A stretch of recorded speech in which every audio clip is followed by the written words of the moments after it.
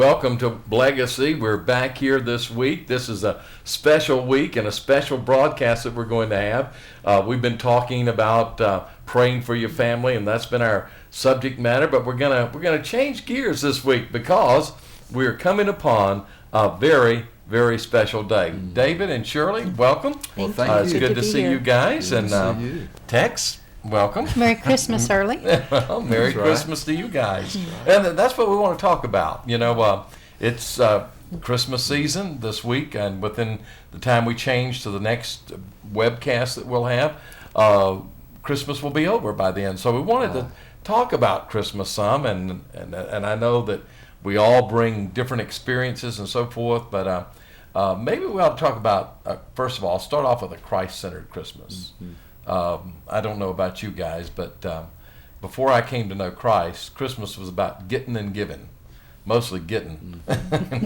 What I'm going to get for Christmas, and that was what it was all about. And then I met Jesus, and I'll never forget that first Christmas as a believer. University students, we went out looking for somewhere, a church that was open. We couldn't find a church. We looked for Protestant, Catholic, it didn't matter. We were just looking for a church just to pray. And so my friends and I went out, at that time it was out in the country.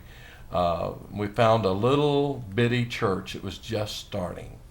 It was called Bethany Baptist Church in Baker, Louisiana, which became one of the largest churches. But at that time, it was just a little old living room was where they were meeting, in a little old house. And it was open. And we went out there and we prayed. And we said, Lord Jesus, this year at Christmas, it's about you. Amen. It's about, and we dedicated ourselves as I think there were four of us, 4 single university students, dedicated ourselves. It was a wonderful, wonderful Christmas. And we asked the Lord, said, what can we give you for Christmas? I mean, we always get, what can we give you this year for Christmas? And he laid it on our hearts to give him a soul.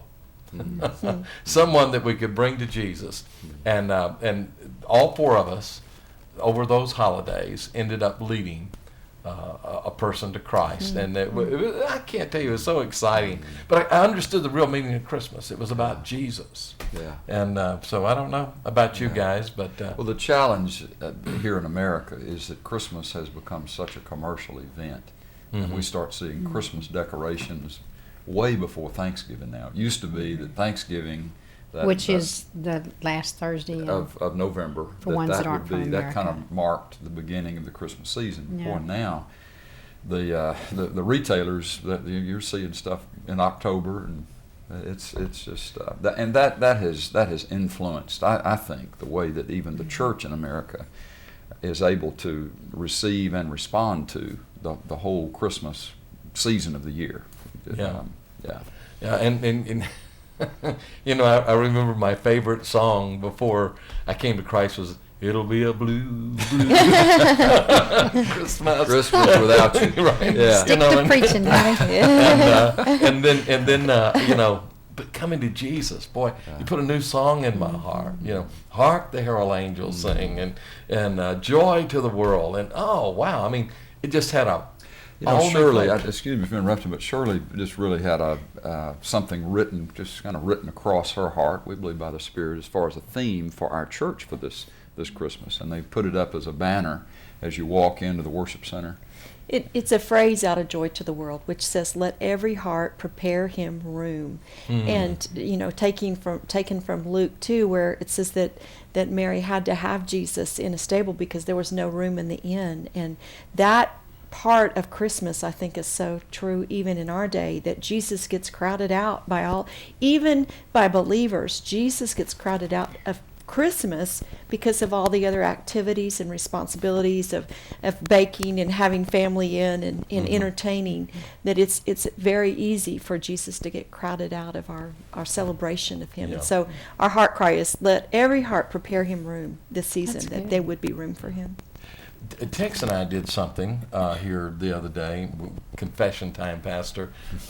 We went to the movies, and we went to see the Nativity, and that movie. And I thought, I had a couple thoughts when I left it. One was, I thought it was really realistic as far as the setting, the scene, the people, what Joseph and Mary must have gone through.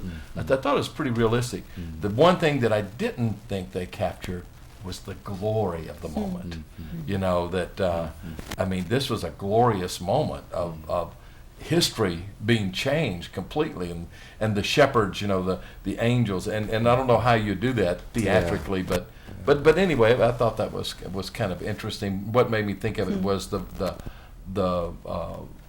way they portrayed the inn, or where Joseph and Mary would have been at in the stable. I thought that was a realistic. I mean, because we had this almost kind of idea of where Jesus was as being real kind of nice and neat, but I mean, it was just in the middle of sheep and animals, and you know, and so, you know, and this God, the God who created this universe, coming to earth, and his entry being there.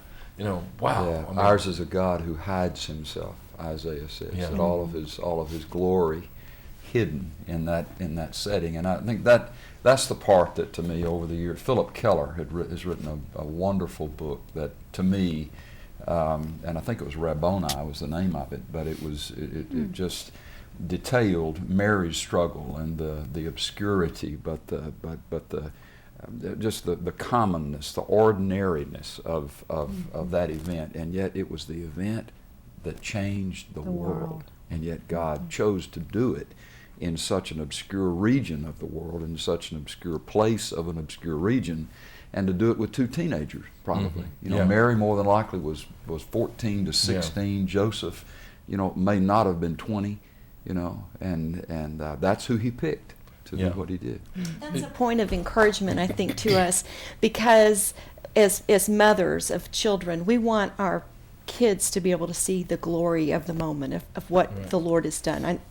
We have family videos. We were watching those the other day, trying to impress upon our children the significance of Christmas. You know, and they're looking around, they're, you know, playing with a toy, or they're wanting, you know, they're distracted by the Christmas tree as we're looking at the nativity scene. And yet, to think that it was any different in Jesus' day, to think that they weren't real people, they didn't have the same distractions, you know, stomach growling in the middle of something significant or whatever, isn't really looking at it in a real way. It was with flesh and blood people like you and I, even as we try to impress the significance of something spiritual on our children, there's still the flesh just totally wrapped around us in that process.